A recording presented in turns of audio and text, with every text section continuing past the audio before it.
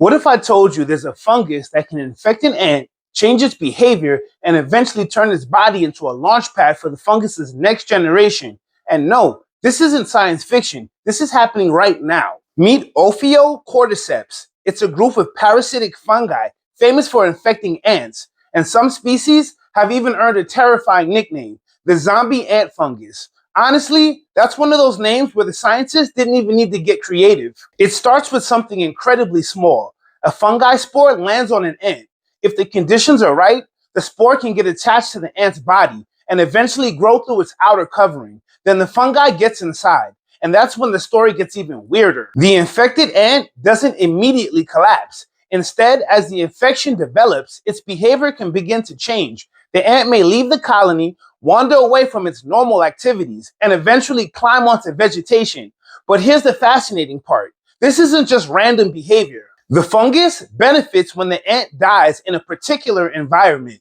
So infected ants can display very specific behaviors, including biting down onto vegetation. Scientists call this behavior a death grip, and that location can be extremely important because the fungus still has one job left to spread. Think about how bizarre that is. The fungus basically tells the ant, hey, could you please walk over there, climb that plant, and hold on really, really tight? Nature has some seriously questionable management practices. Eventually, the infected ant dies, but the fungus isn't finished using the body. It continues growing and eventually produces a reproductive structure from the dead body of the ant. The structure releases fungal spores into the surrounding environment, and those spores can potentially infect other ants. Now here's one important scientific distinction.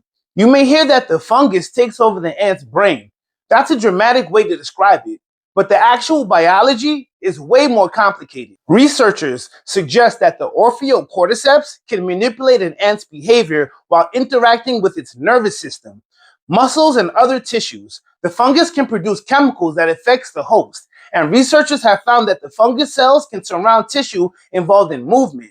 But scientists are still investigating exactly how the fungus produces such a precise behavioral change. And that's the mystery, a part of which makes the organism so fascinating. Because think about what the fungus actually needs to accomplish. It doesn't need to control every single thing that the ant does. It just needs to influence a few critical behaviors at the right time and get this ant into the right location. That's enough. If this were a superhero movie, the fungus wouldn't need super strength. It wouldn't need laser eyes.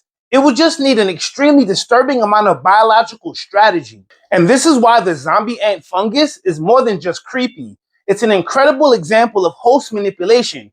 A parasite changes its host behavior in a way that can improve the parasite's own ability to reproduce. It's basically natural selection with a horror movie soundtrack.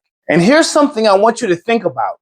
You and I could look at this and immediately think, that's pretty terrifying.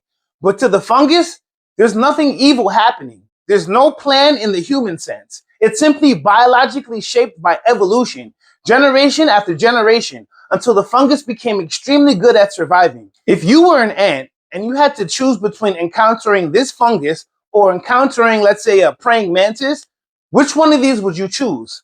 I'll wait, because personally, I'm requesting the third option. And if you learned something cool today, don't just scroll away. Tell me the strangest animal behavior you've ever heard about, because your answer just might become the subject of my next video. And if you like learning about bizarre science without feeling like you're sitting in front of a boring lecture, you already know what to do. Stick around. There's a whole planet full of creatures that somehow managed to make biology absolutely ridiculously crazy.